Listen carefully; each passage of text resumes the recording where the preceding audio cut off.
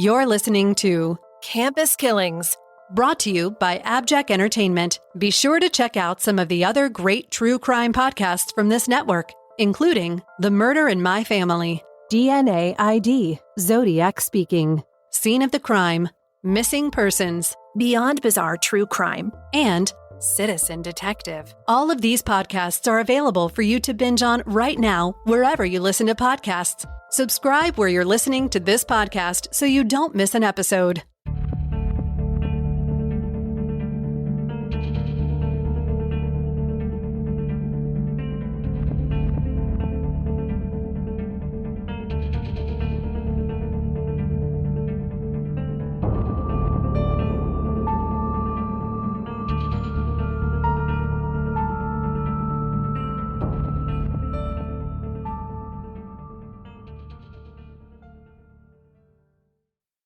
Today we'll be going to Gallaudet University to cover two student murders that happened within months of each other, which left the community asking, did someone from the outside break into this campus, or was the killer one of their own? As we always do, today, Amy, we're going to start with a little background on the school to orient ourselves. Gallaudet University was co-founded by three men looking to open an educational facility for deaf students in 1816. They traveled to Europe the year prior to observe how educators were teaching deaf children and brought that knowledge back to the United States. So in 1817, they founded the American School for the Deaf, which was renamed in honor of one of the men, Thomas Gallaudet. That was in 1894. Thomas Gallaudet is really fascinating. If our listeners want to read up more about him, he pioneered education for deaf persons in a time when most deaf children were ostracized or thought to be unteachable. And while his school started as simply a place for parents to send their deaf children to give them a fighting chance in society, Gallaudet has become a leading educational institution in visual learning, visual language, social justice, and equal rights for deaf and hard of hearing individuals. Gallaudet is an Ivy League university and is considered by many to be the deaf version of Harvard. So getting into this school is a huge privilege and very difficult. They only accept 2,000 students total into the programs. Oh, wow. Yeah. Now, as a note, while Gallaudet is an elite school, it's located in a fairly crime-ridden part of Washington, D.C. And since we always talk on the show about how murders tend to change security on college campuses, I want to make it clear from the beginning that Gallaudet had a history of excellent security, even before the events we'll be discussing today. In fact, of the 6 entrances into campus, only one was left open after 6 p.m., which made screening people coming onto the campus very easy. They also had exceptional security of the dorms with key card swipe systems. And while we've discussed that students can always let non-students into the dorms despite this level of precaution, at Gallaudet, you'd still have to know someone with a key card for a specific building to gain access. So it was not easy, Amy, for strangers to enter buildings on this campus. But despite all of these safety measures, the school would be absolutely rocked by not one, but 2 brutal murders. On September 28, 2000, just a few weeks after the beginning of the fall semester, students in the freshman dorm of Cogswell Hall noticed that one young man's door was remaining stubbornly closed. As all of the students at the school are deaf, most of them preferred to leave their dormitory doors open during the day to be able to see who was walking past. And this particular student, 18-year-old Eric Plunkett, particularly enjoyed leaving his door open to invite students to come in and chat. He was, that guy, the chatty one in the dorms. Eric had just started at Gallaudet, and being accepted was one of the greatest achievements of his young life. Despite being born deaf and having cerebral palsy, Eric was determined to make his way in the world. After being salutatorian of his high school, Eric was beyond ecstatic to get into Gallaudet. And obviously his family could not have been prouder of their son for this huge accomplishment. Eric's friends and families described him as a gregarious and friendly young man from Minnesota. He'd met several other students at orientation who he'd instantly become fast friends with. So there was fellow freshman, 18-year-old Thomas Minch of Greenland, New Hampshire, and 18-year-old Benjamin Varner from San Antonio, California. And there was an upperclassman, Joseph Mesa, who was an 18-year-old from Guam. Sorry, these are his friends that you're talking about? Like his crew? These were, this was kind of his crew that he met at orientation. You know how you make I don't know about you, but you make friends at orientation and they become kind of your crew in the beginning. Mm-hmm. Well, apparently this was a crew because they all lived together in the same dorm of Cogswell Hall and they frequently met up to hang out or study together. But on the night of September 28th, Eric was supposed to meet Joseph Mesa for a math tutoring session at 8 p.m., but he never showed up, which was completely out of character for him. So Joseph did what any friend would do. He alerted the dorm RA that Eric had missed their study session, and that unfortunately he'd also smelled a foul odor emitting from Eric's dorm when he rang the light-up doorbell attached to all the students' rooms. Mm-hmm. Yeah, the RA found Eric's door locked, but he also knew that Eric had cerebral palsy and there was a possible chance that he might have fallen or gotten ill without, any way to let someone know. So the RA responsibly, I think, used a master key to enter the room. Yep. And he found Eric prostrate on the floor, blood splattered on the wall, and Eric's face severely bruised and bloody as if he'd been bludgeoned with something. Eric was unresponsive, and the RA immediately contacted authorities that one of their students had very clearly been murdered. The Washington, D.C. police immediately arrived to assess the situation. Cogswell Hall was evacuated and turned into a crime scene as investigators tried to determine what had happened here. Megan, what kind of weapon was used for this attack? Initially, or I would say a cursory investigation, revealed that Eric had been pretty brutally beaten with a chair and that his neck had been broken. His autopsy actually revealed, Amy, that he'd been strangled to such a degree that, yes, it had broken his neck. And so the death was ruled a strangulation. And the bludgeoning, so when you asked about what kind of weapon, the chair, had most likely taken place post-mortem. Also, this gives us a little information that the perpetrator didn't necessarily come to the scene with the intention of hurting him. Possibly not, because it doesn't look like the perpetrator brought a weapon. Good call. So based on the personal nature of the attack, and aside from the blood spatter, the room looked very intact and didn't really show signs of a struggle. So the police were, I guess, kind of quick to surmise that this had to be someone Eric knew. Especially since he'd installed mirrors on either side of his computer so he could see anyone coming in the door from behind him. That's smart. Very smart. It seemed like there would be a small chance that an unknown assailant could kind of sneak up on him, although it was definitely possible.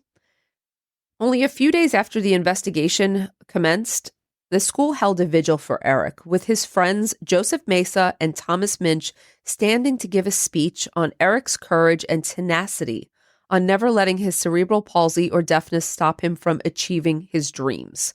It was a real nice tribute to him. In general, the student body was incredibly frightened by Eric's death, since the evidence also pointed to a killer possibly being someone at the school.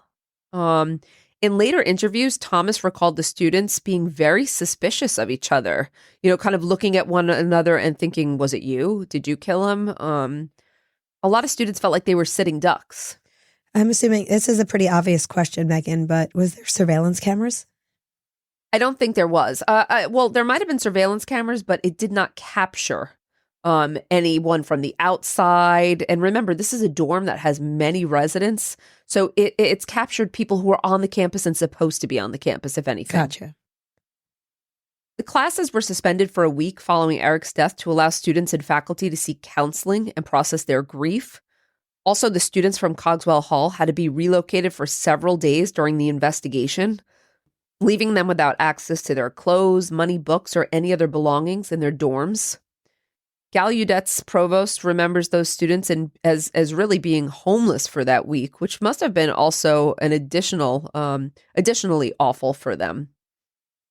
And during this week, rumors flew about what had happened to Eric and why. Some felt that Eric's murder was an LGBTQ hate crime, as Eric was openly gay and the secretary of the Lambda Society on campus, which was a student organization that promoted gay rights. So that naturally became a rumor.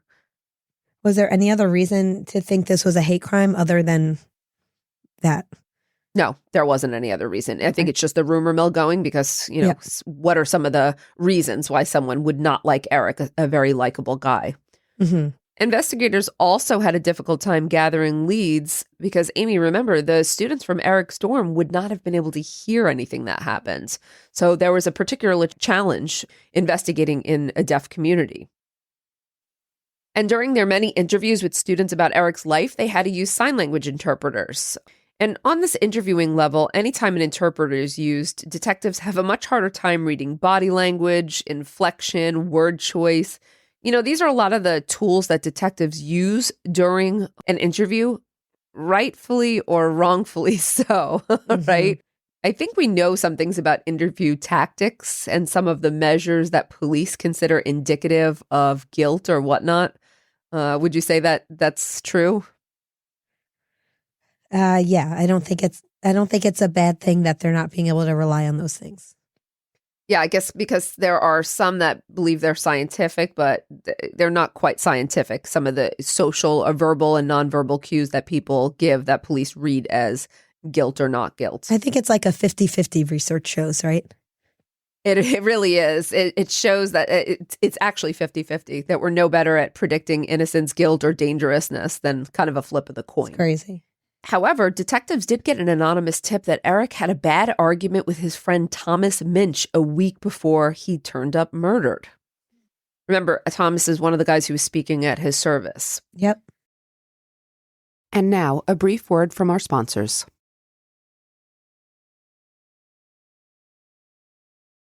So Thomas Minch quickly found himself in the interrogation room at police headquarters. With an ASL interpreter, investigators grilled Thomas on his relationship to Eric and the details of their argument.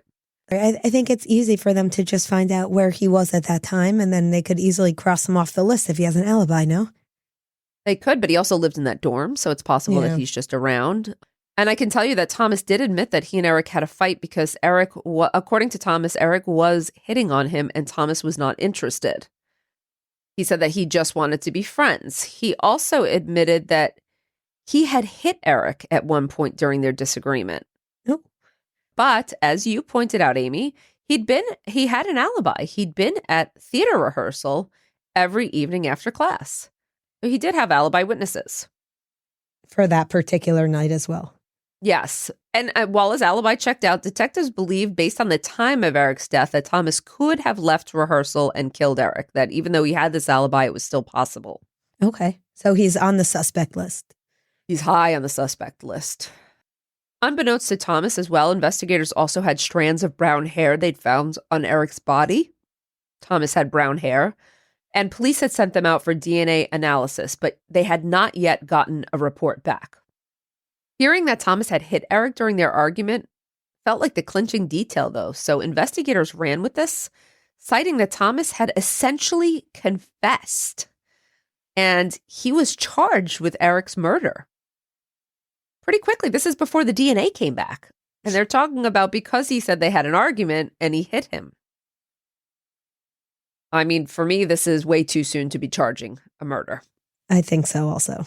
I think they're probably under a lot of pressure from the university.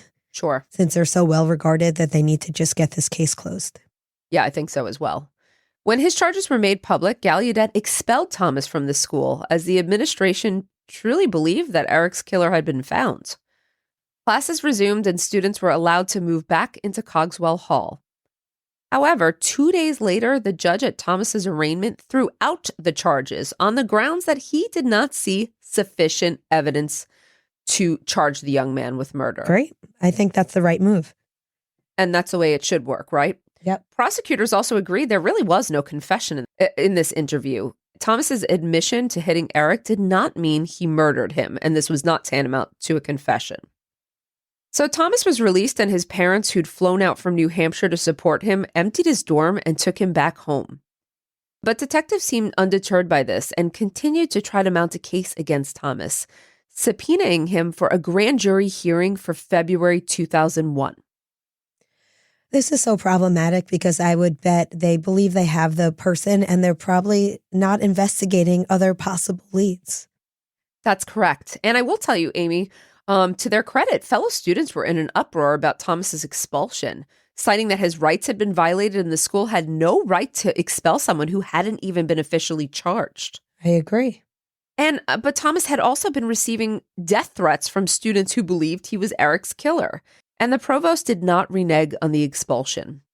Thomas returned to Washington, D.C. on February 2nd, 2001 for his grand jury hearing, but after his testimony, he was dismissed as a witness and told that he could return back home to New Hampshire. Okay, so that's it for Thomas right now. But around 4:15 a.m. on February 3rd, 2001, only 20 hours after Thomas's grand jury hearing, a fire alarm went off in Cogswell Hall, and one of the students did not evacuate. When the RA went to the dorm of Benjamin Varner to find out why he hadn't left, the RA found a room sprayed with blood, furniture knocked over, and clear signs of a struggle. Benjamin was on the floor, covered in blood and deceased. Similar scene to the first murder. Yes, and Benjamin was one of the friends in that group. I was going to ask you what the relationship between victims, and also tell me how much time passes in between the two murders. So between the two murders, it was September to February, so about 5 months. One of the key facts that was pointed out here, though, is that this happened just after Thomas's grand jury testimony. Just keep that in mind. I think there was shock among the community. Washington, D.C. police came immediately to process the scene and take Benjamin's body in for an autopsy. They also employed the FBI forensics team for this case. As forensic investigators took in the scene, it was, as you pointed out, Amy, eerily similar to Eric Plunkett's. Only this time, instead of strangulation, a knife had been used. Oh, that's a totally different situation. Now, was this knife, were they able to tell, was the knife brought to the scene or was it already on the scene? I think it was brought to the scene, which does, as you point out, change things, right? Someone who's come prepared versus someone who has not. Yep. From initial observations, it was clear that Benjamin's throat had been slit. The autopsy also revealed that he'd been stabbed in the neck and chest over 15 times. He had a collapsed lung and a knife had penetrated deep into his skull.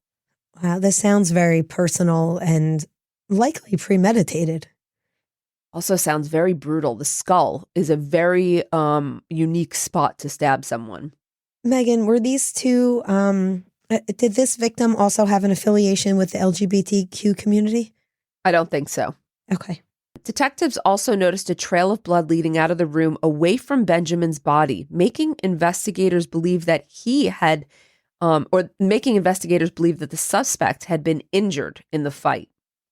Now, there were also fingerprints and a bloody shoe print of a men's Nike cross trainer that did not fit any of Benjamin's shoes.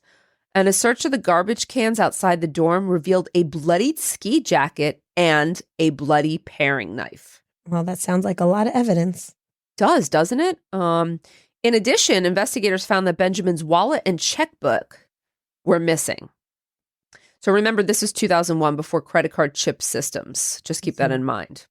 So detectives took blood samples and the shoe print to see if they could find any matches that would lead to a suspect, as well as they monitored Benjamin's bank accounts to see if there was any activity. And this was a big deal, Amy, because in Eric Plunkett's case, investigators had made one fatal error. They did not notice that Eric's wallet was missing from the scene, and they were only alerted to this fact when Eric's mother called them, saying she just received a bill from Eric's ATM card with charges dating after Eric's murder. Interesting. Okay. So this is showing different motive possibly, too? Also, this seems a huge oversight. Oh, a huge oversight because... I mean, robbery is usually one of the motives in a crime like this. Well, not only that, they also could have been tracking the credit cards, and I'm sure that wasn't the first time the card was used. Yeah, this was a problem. And unfortunately, though, Amy, this was a whole month after Eric's death, so there was no surveillance videos of the ATM still available because they tape over them.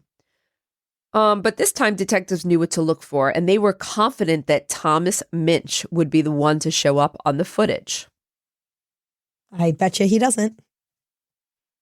Well, Thomas was supposed to have gone back to New Hampshire on February 2nd, remember, after his grand jury testimony? But when investigators checked with the airlines, they found that Thomas's flight had been canceled, and he was still in D.C. until late at night on February 3rd. Oh, so was okay. this a coincidence that another student from the same dorm who'd been in the same friend group had been killed when Thomas Minch came back to D.C.? Well, the university administration was absolutely shocked and dismayed at Benjamin's murder. They'd expelled the supposed murderer, and their campus was so secure that they wondered how this could have happened. After Eric's death, the provost ordered 12 new security cameras to be installed in the dorm hallways to keep something like this from happening again. So your question earlier about surveillance, I imagine they had them outside, but not in the hallways. But when she talked to campus safety, she found out that the security cameras hadn't been installed yet, so there was no way to see who'd gone into Benjamin's room. Cogswell Hall was evacuated for a second time that school year, and the students were afraid. Many withdrew, not wanting to risk being the next victim of a violent murderer. I have to tell you, if it was my parents, they would have definitely pulled me from the school as well. Yeah. Now, Thomas Minch once again became the number one suspect, and police were sent to New Hampshire to question him again. But this time, Thomas had a solid alibi. He had receipts and ticket stubs from his extra day in D.C. showing the time-stamped entries to museums he visited, the restaurants he'd eaten at before getting back on the plane. And security footage from those locations proved that Thomas had not been anywhere near Gallaudet University on February 2nd to the 3rd. So this was your suspicion, right? Mm-hmm. Yep. There was no physical way for Thomas Minch to have committed the murder that day. Even if the first murder was in question, this one was not. So with that in mind, who killed Benjamin? Well, detectives got a huge break in the case only a few days later. From monitoring his accounts, they saw that a transaction had been made and immediately went to the bank to get surveillance footage, as well as the check that had been cashed in Benjamin's name. To their great surprise, but maybe not yours, it was not Thomas Minch on the CCTV footage, but the boy's good friend, Joseph Mesa. Oh, wow. Yes, so it was someone. I was sure it was somebody in the crew. I just wasn't sure who. Yes. In addition, after police posted a photo of the bloody ski jacket and asked for the public's help in identifying its owner, a student called the tip line to say that the jacket belonged to Joseph Mesa. So investigators were very keen to talk to him, and they had enough evidence to get a search warrant on his dorm room. So investigators tossed the room while Joseph was in class, and in it, surprise, surprise, they found a pair of bloody Nike sneakers, a T-shirt from Benjamin's room, and Benjamin's credit cards.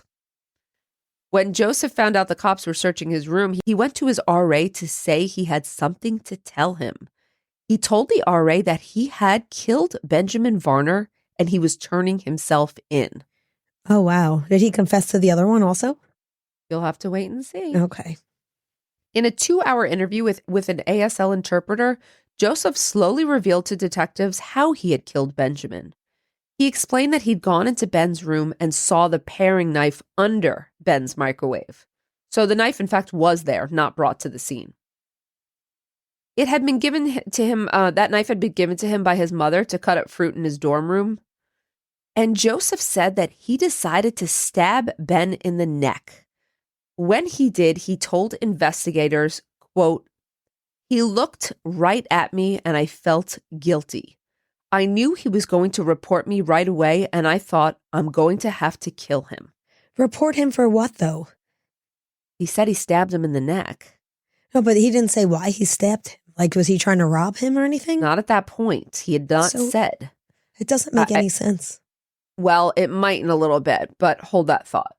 So Joseph just continued stabbing him until he knew that Ben was dead. He then left the knife in Ben's skull and stole one of Ben's shirts to cover his own bloody clothes. But that's not the worst of it, because remember, when Benjamin was discovered, there was no knife in his head. Joseph detailed, listen to this, Amy, that he actually went back to Benjamin's dorm several times over the course of the next 48 hours to stare at the body and admire it. At one point, he'd taken the knife out of Benjamin's head, wrapped it in his jacket, and thrown it out. And on his third visit to the body, he stole Benjamin's checkbook and wallet. So that was an afterthought, the robbery.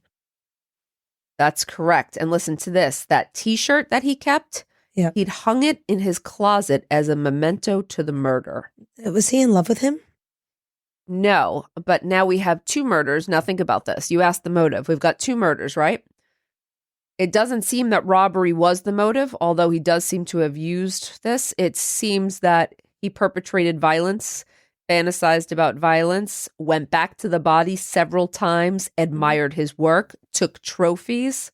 I mean, this is a serial killer. Like? Exactly. Right? This serial killer like, in the making. And he definitely would have struck again. That is what I would say I mean, we can't, certainly our predictions are 50-50, but you can surmise based on what I know, especially from teaching serial killing for so long and studying it, this is very early indicators of serial offending. There was no sexual assault to either victim? There was not. At the end of this 2-hour interview with detectives, the lead detective asked Joseph if there was anything else he needed to get off his conscience. And almost as an afterthought, he replied, quote, "Also, Eric Plunkett. I did that one too. I knew he was kind of weak. I didn't think he could be that strong. And I put my arm around his neck, kept holding it there continuously." Whoa. So we're talking about the only motive here is someone who's a sociopath or psychopath and wants to see other people suffer. It seems so. He said that when Eric stopped breathing, Joseph picked up the heavy desk chair and beat Eric around the head with it to make sure he was dead. Remember, those injuries happened post-mortem.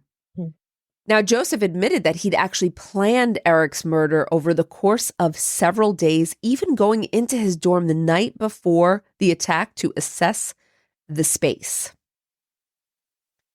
And to make detectives even more horrified, Joseph confessed to actively framing Thomas Minch for Eric's murder. Joseph said he'd been the person who called in the anonymous tip about the fight between Thomas and Eric, and Joseph knew when Thomas was coming back to D.C. for his grand jury hearing. So that was the timing, the coincidental timing of the second murder. Now, see, I'm wondering if he's going to get charged for that, or there's too many other looming charges to even worry about that. No, he was definitely going to. Well, he's going to be charged with both murders, but no, I mean for trying to frame someone. Oh, I see. Sorry. I'm sure they would charge him at some point, but I'm sure the primary charges were the murders. When asked what his motive was, Joseph simply replied that he needed money. I do not believe that's the real motive here. No, because that was an afterthought, taking the wallet. I think it was an afterthought. And I think there are a number of serial offenders who will steal. They will rob their victims, absolutely, but that's certainly not the primary motive. When he talked about, seeing someone who was weak, I knew he wouldn't fight. He wanted to hurt someone. He wanted to kill someone. He wanted to watch someone die. I need to know this kid's background. You will hear some of it. We'll return after a brief word from our sponsors. Let's get into the legal proceedings, and you'll hear a little bit about him. On February 14th, 2001, Joseph Mesa was arrested for the murders of Eric Plunkett and Benjamin Varner. Detectives called Thomas Minch in New Hampshire to let him know that he was exonerated on all counts. And not only had Joseph Mesa confessed to the crimes, but the DNA results from the brown hairs found on Eric's body had come back, and they were a match to Joseph Mesa and not Thomas. Amy, I can only imagine what Thomas was feeling after that interview. To be so heavily investigated for a crime he had nothing to do with, to find out as well, though, after that one of your good friends had committed the crime and tried to set you up to take the fall. And also, he's probably could have easily been a victim too. He could have been like, why not him versus the other kids, right? He was part of that group of friends. He was probably so scared also once he found out what was going on. So he has to live with all these things. A friend tried to frame him. He's got probably survivor's guilt. He's been accused of a crime. I mean, this is really a lot to handle. He was asked how he felt about being falsely accused, and he said, quote, "I lost who I was. I got really low and it got really bad. I really gave up hope. I was done." I mean, I don't think this is uncommon to hear from people who have been falsely accused or wrongfully convicted. This probably is a shared sentiment. I just think it's funny. Like, what did they expect him to say by asking that question? Right? No, I know. I can't imagine. I don't know if they were waiting for some moment where he said, well, I felt really lucky to be exonerated, or, maybe they're waiting for some press-worthy moments and not the realities of how bad, how awful what he had to go through really was. So what about Joseph? Did he go to trial? Well, he did opt to go to trial, and his defense strategy was mental illness and insanity. Okay, well, let's hear the evidence to back that up. Yeah, he told his defense attorney that he was not fit to stand trial. He explained that prior to murdering Eric, he'd been having hallucinations of the WWE wrestler, The Undertaker, wearing black gloves and signing to him that he needed to commit violence. And while he tried to resist them as long as he could, he finally broke down and killed his friends.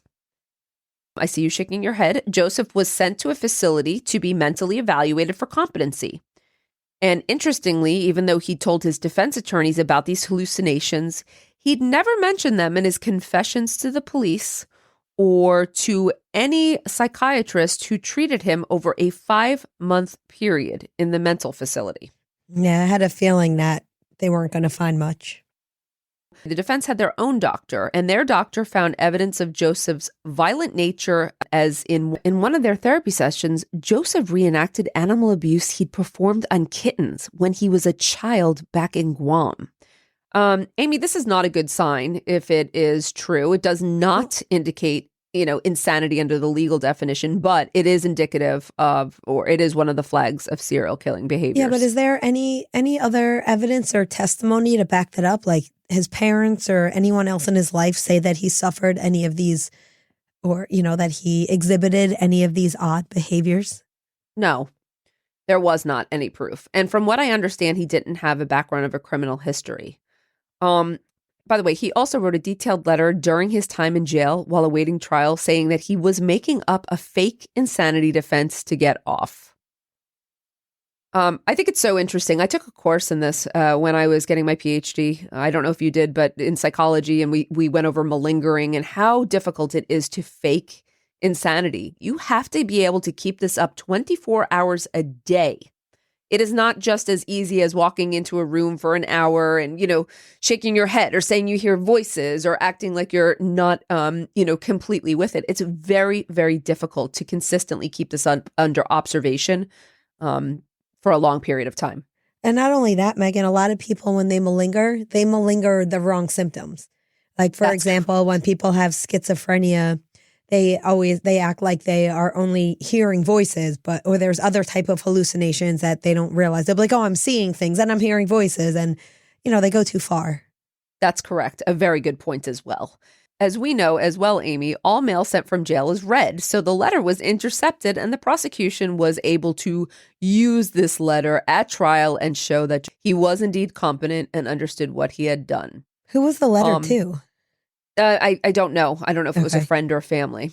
On the stand, Joseph's doctor explained that between the previous animal abuse, Joseph's returning to the scene of the crime multiple times to look at his handiwork, and the keeping of mementos from the killing were all signs of a serial killer.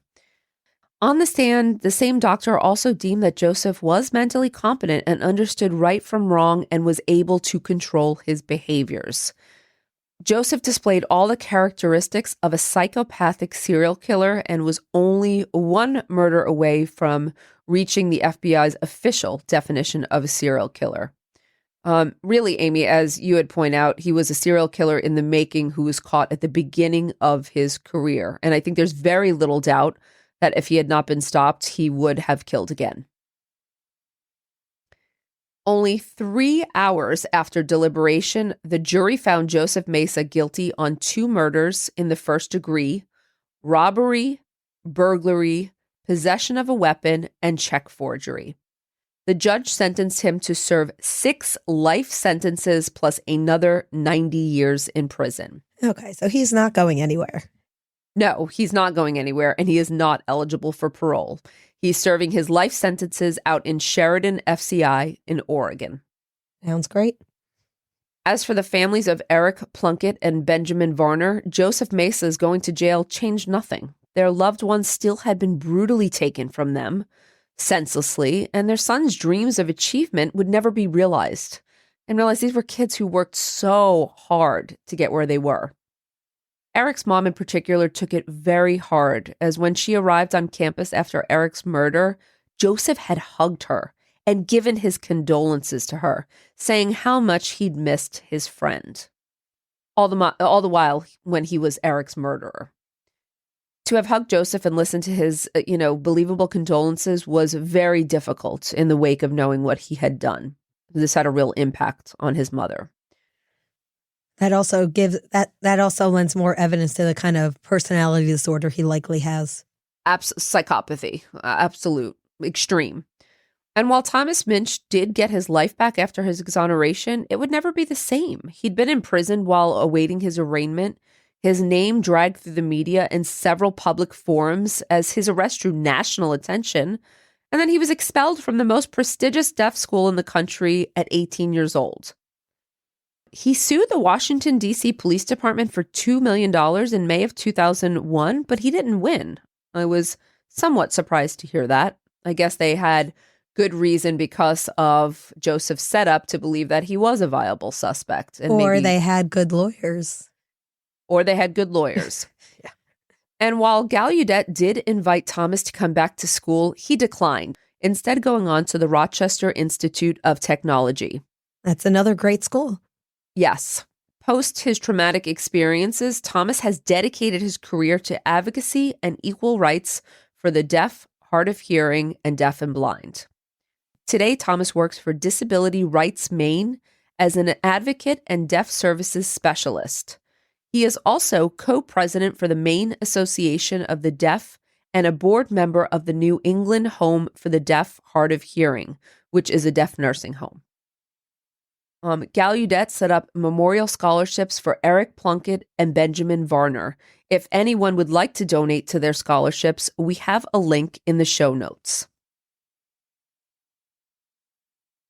There have been no more murders at Gallaudet, but I think it's safe to say that Joseph Mesa destroyed many lives, from killing 2 of his friends to framing a friend and causing the ripples of grief and devastation to the families and all the students who attended Gallaudet in 2000 and 2001. I think it's safe to say that even though justice was served, everyone's lives were changed. The only silver lining here is that Joseph Mesa was apprehended before he could kill anyone else, and likely a serial killer in the making was stopped. Before we go today, if you'd like to support Campus Killings, consider subscribing to the show with an AbJack Insider subscription through Apple Podcasts. Your subscription will get you VIP access to all the shows on the network that not only includes hundreds of episodes of ad-free listening, but also bonus content and early access to episodes. For only $4.99 a month or $49.99 a year, you'll unlock a variety of listener benefits, and you'll be supporting this show in the process.